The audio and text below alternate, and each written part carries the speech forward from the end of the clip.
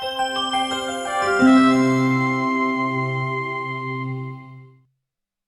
time now for the award-winning #1 local talk show in Northeast Pennsylvania, The Sam Lesante Show. Now here's your host, Sam Lesante. Well, my friends, how's the city of Hazleton doing? How did they do, and what's going to happen this year in 2020? Every year at this time, around this time, Mayor Jeff Cusat comes on the show and talks about what has happened in the past and some of the great things that are happening this year. Mayor, first of all, congratulations on your election. Thank you. And another exciting year for you. Yeah, 4 more years. Yeah. The year 2019 was a pretty good year, wasn't it, as far as you're concerned? Yeah, I think it was. We got a lot of stuff accomplished. You know, we started a lot of projects, got a lot of stuff finished that we previously started. You know, we mixed in there the election, giving me 4 more years to continue to serve. When you laid your plan down, and been on a number of times, and you talk about what's happening, and it's always important, as I say, we have a lot of viewers from Frackville, Shenandoah, and McAdoo and different areas, and not in the city of Hazleton. But as the city of Hazleton sometimes develops and grows, it affects a lot of communities in the area. So I think it's always, even if Shenandoah was doing great, it affects everyone. Your financial thing last year, let's sort of like a review of what happened last year. Well, as you saw with the Act 47, we got 2 raving reviews about the financing is in the city. Actually, the last 2 years, our expenses only increased by an average of 1.1% annually. That had a lot to do with the contracts that were previously awarded. For the first time, we're going to end up with a capital. We have a budget we'll have money left over at the end of the year, which we'll be able to put on the side to have in case anything financial should arise. So we'll have a little bit of a fund, a fund balance. So if anything comes up, we do have a little bit of money for an emergency. In terms of the Act 47, there were other, when you're talking about revenue, and that's always the key case, where you get revenue.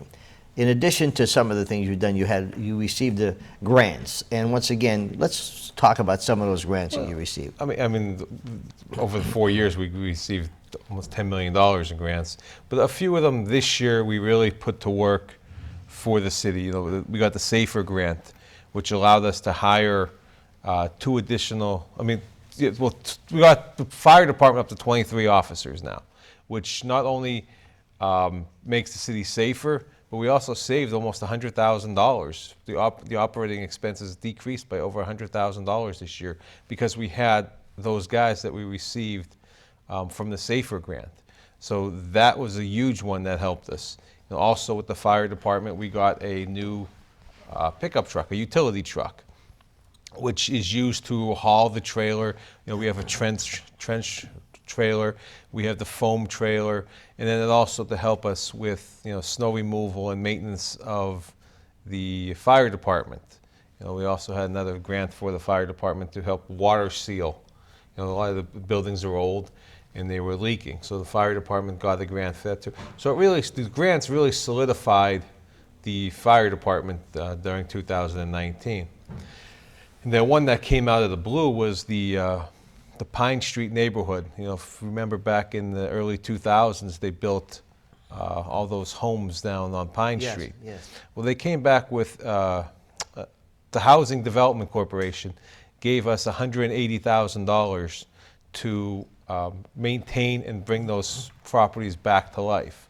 So it was opened up. We held some conferences, and those 20 of those property owners came and asked for help. So each of those were awarded $9,000 to spruce up the outside or to make the house more efficient, energy efficient.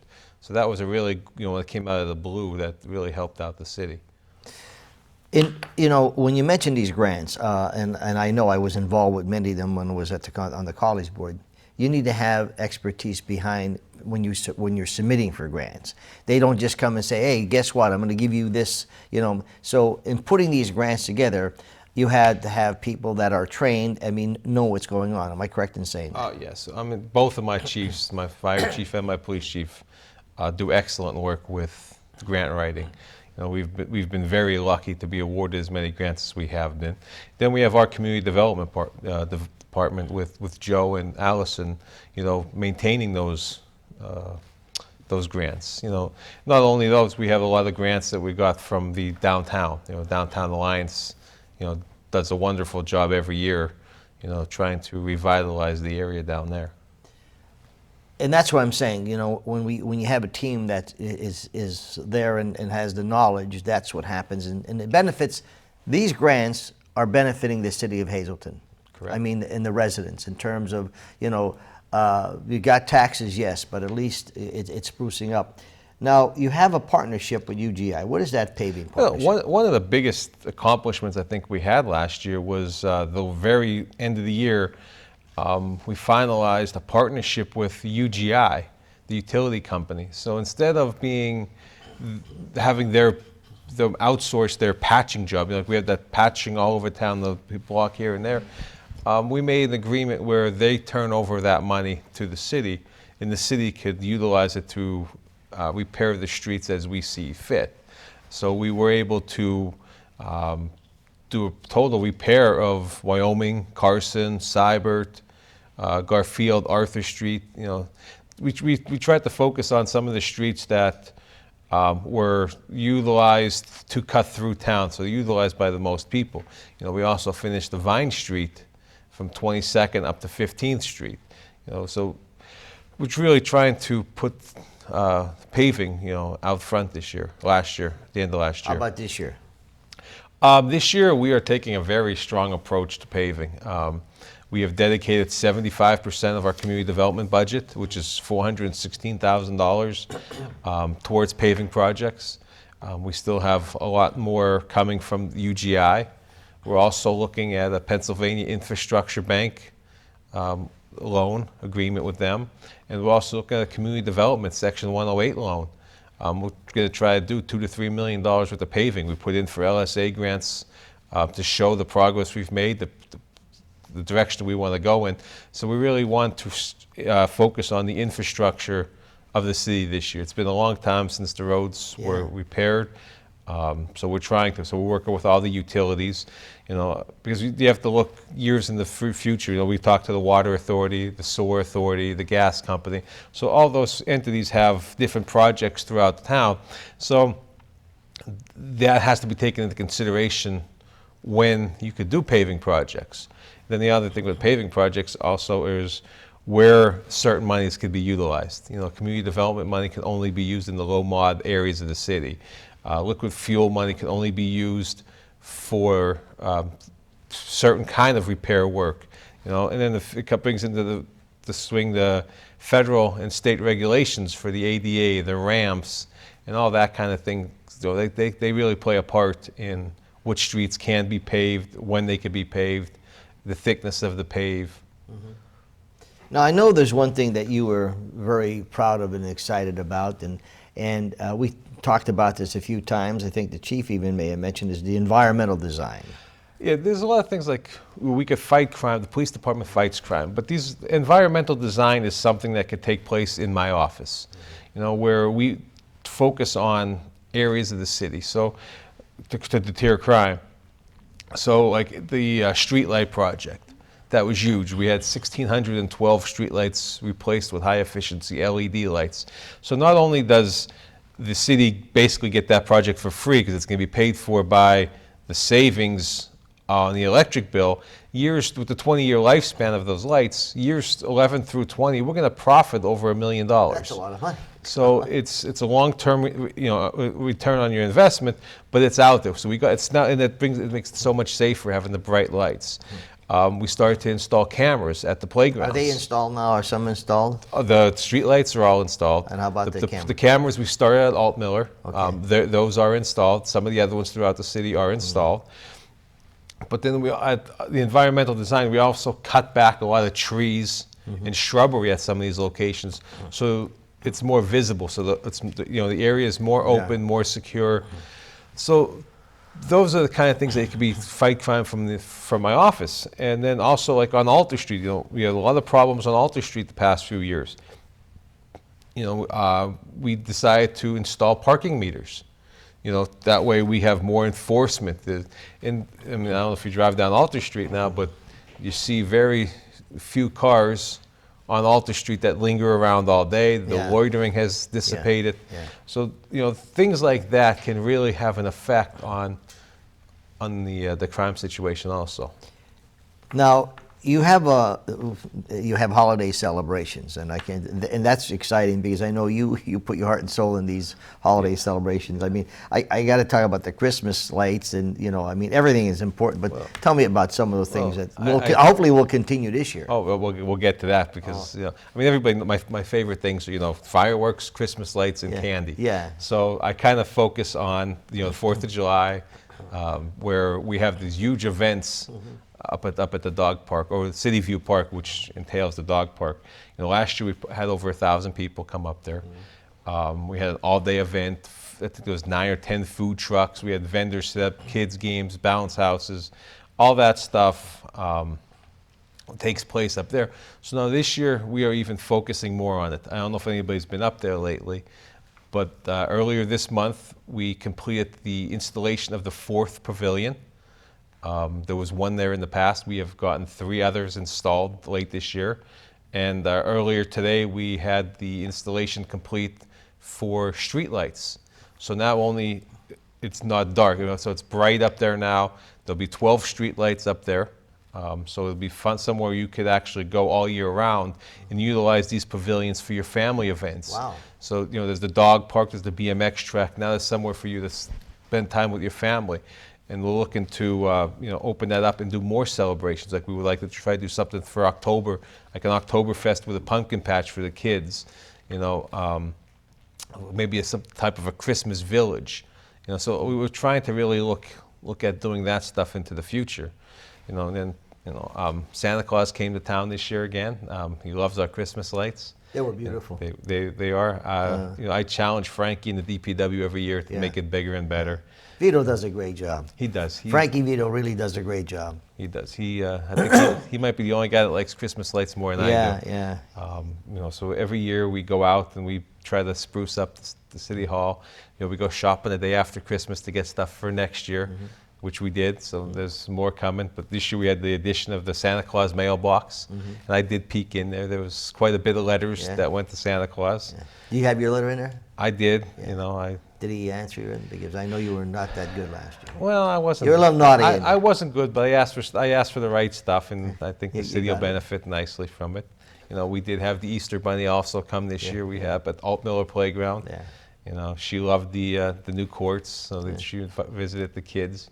We have a lot of candy out for those.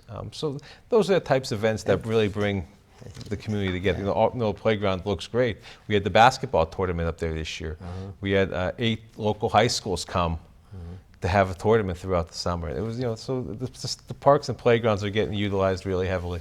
It looks like things are rolling pretty good. Okay, folks, I'm talking to Mayor Jeff Cusat, talking about what happened last year, and of course, some of the great things happening this year. We come back, we'll have more for you.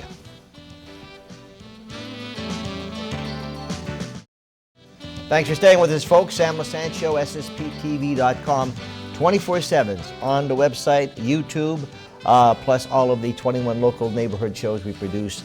They're all there. My guest today is Mayor Jeff Cusat, talking about what happened in 2019 and the great things happened in 2020. I think, Jeff, you when I looked at this, and of course you've been on a number of times, you look at the progress, and it's good because we have property here, and the Haydens are developing, and the Angelos are doing Downtown Alliance. Everyone's doing whatever they can to make the city look good, and it's looking better and better all the time. And kudos to those people because, I remember when George Hayden first started. I mean, everyone was not on the same page as he was, but he kept it up, and then the Angelo brothers came in, and it's great. I mean, they've been doing fabulous, and boy, they've invested millions of dollars, and I think that must make you feel good as well. In terms, again, the communication, mass notification, SWIFT 911, what's that all about? I always wanted a way to reach everybody at one time. When I first came in, I got on Twitter, I got on Facebook, and we wanted the ways to notify the public.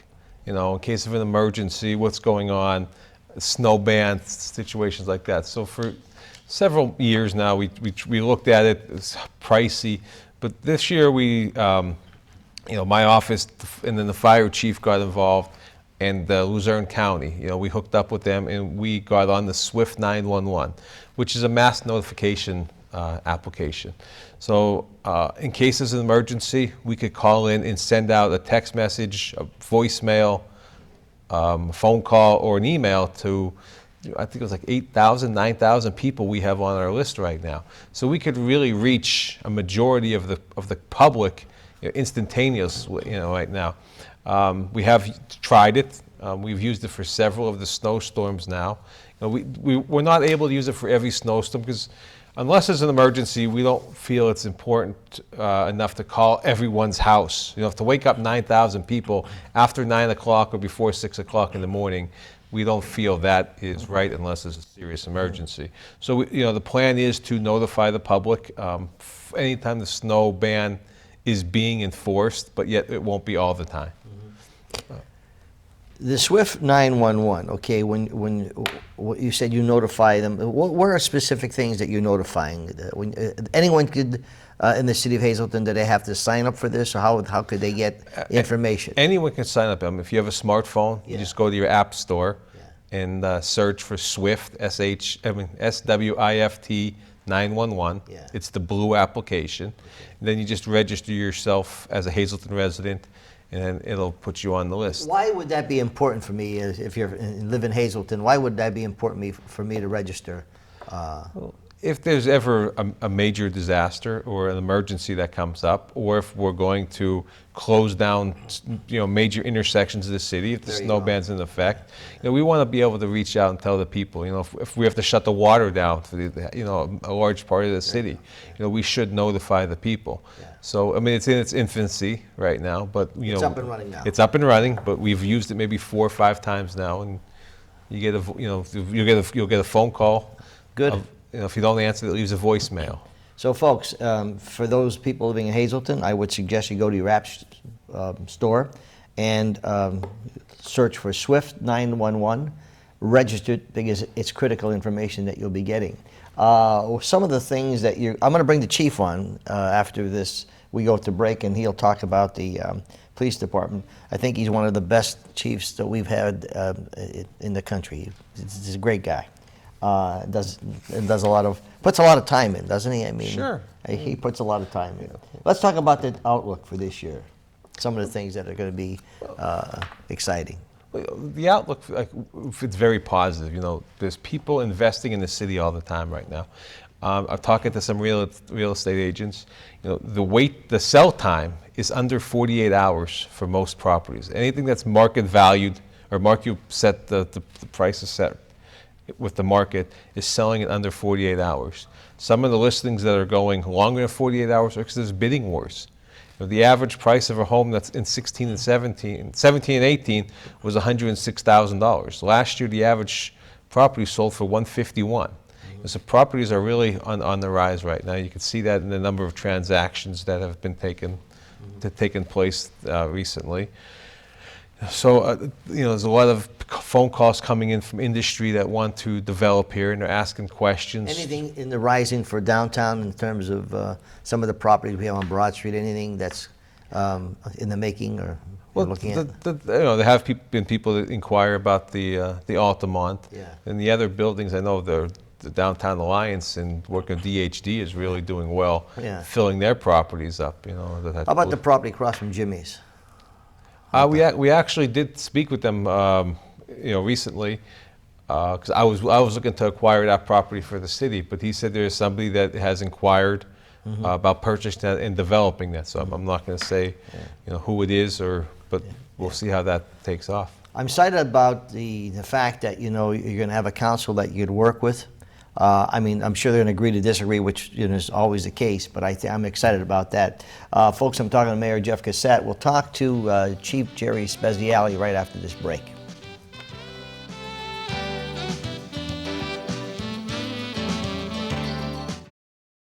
Well, thanks for staying with us, folks. The City of Hazleton, 2019, and what happened then in 2020. Today we're joined by Mayor Jeff Casat. And now joining us is the Chief, Jerry Speziale. Jerry, how are you? I'm doing great, Sam. How are you?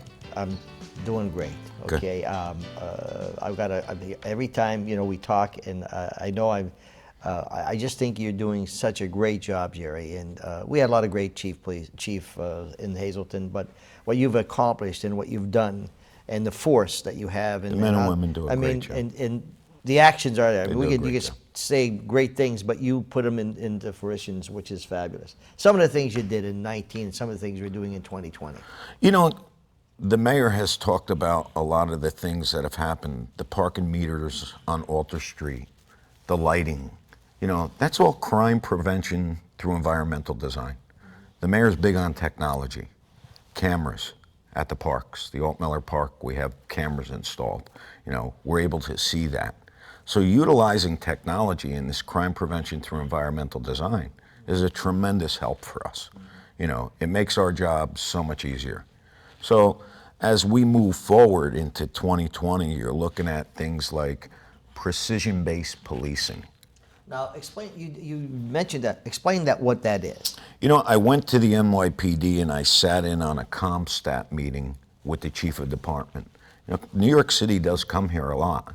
So I went and I met with the chief and I watched their ComStat meeting. The new thing is, we're moving from evidence-based policing and hotspot policing. We're still doing that, but we're getting more precision-based. So the problem is in a specific area, you know what that problem is. So we just had it with a major drug arrest. We took the drug organization down, but what we did is we stayed on it and found straw purchases of firearms. So they continued the investigation and precisely honed in to make sure that they were getting everybody, not just the people that were in that location involved in the drugs, but the supporters of that network that bring violence. Mm-hmm. So the precision-based policing is the new, theory behind policing today. You had mentioned something about if a gunshot, you could determine where it was at. Is that in effect right now? The mayor, myself, we've met with others. There's a TIPS grant that will be coming out. Okay. That's a technology-based grant. It's a gunshot detection system, so we will apply for that. Mm-hmm. And they actually have grant writers, the company Shot Spotter. Mm-hmm. So if a gun goes off, the cop car, the cell phone, the mayor, everyone knows exactly where it is. A camera turns to it, you see who it is. You don't even have to wait for somebody to call 911. Yeah. That really provides a tremendous layer of protection for the public. In terms of technology, okay, when you're looking at what we have in Hazleton, how would you rate the city of Hazleton in terms of technology, what we have in the police department and protecting our citizens with other cities in the state? I mean, I don't know if you have those statistics. I'll be honest with you. Since I've worked for the mayor since 2016, there was zero technology outside of a computer on a desk. You have computers in cars. You have cameras in parks. You have the ability to fingerprint somebody on the street, mobile fingerprint machines. Mm-hmm. I mean, we have suspect IDs that we can do at headquarters. We have the AFIS automatic fingerprint identification system. We're using DNA and skin cell. We've come a long way in 4 years. With your background, and I remember we did a show. In fact, you should go to our website, folks, samlesancho/Jerry Speziale. I interviewed Jerry maybe about a year or 2 years ago and talked about you specifically and what your background was. And the reason I mention that, Jerry, is because you bring a lot of that to the table in terms of working with the CIA, the New York City Police Department, and what you were involved with drugs. I mean, you have connections all over the place. Am I correct in saying? Yes, sure. And being able to utilize that. Those relationships are invaluable. Absolutely. Absolutely invaluable. And the working partnership you have with the Pennsylvania State Police, the yes. District DA's Attorney's office, and all the different things. I think that's critical in terms of what you're doing in the state. Yeah, my philosophy is there's no territorial touchiness. Yeah. Come on in, help us. Yeah. Let's all work together. Yes. The real common goal The is egos making are gone. making a safer Hazleton. That's really right. what the mayor wants. Yeah. That's what we all want. Yeah. And it's exciting because now crime, We talk about, and these are facts, right? Crime is down how much now, would you say? You know, you're looking at crime, you have, rape is down tremendously. You look at, other crimes like, motor vehicle theft down, burglaries tremendously down. These are what we watched, yeah. So a lot of that is the omnipresence of police being there. You know what's hard, Sam, with crime? You can't gauge the things that don't occur. Yeah. Simply the woman that's out in the street that doesn't get her pocketbook robbed just because a police car came down the road, it's very hard to gauge that. Absolutely. As long as they feel safe in their homes, in their neighborhoods, that's our job. And boy, we've come a long way. It looks like 2020 is going to be a good year. Yes. Hopefully there'll be more things. And Jeff, you certainly proved yourself because you won re-election, and hopefully we get a good working council together. And I think you have a great council right now.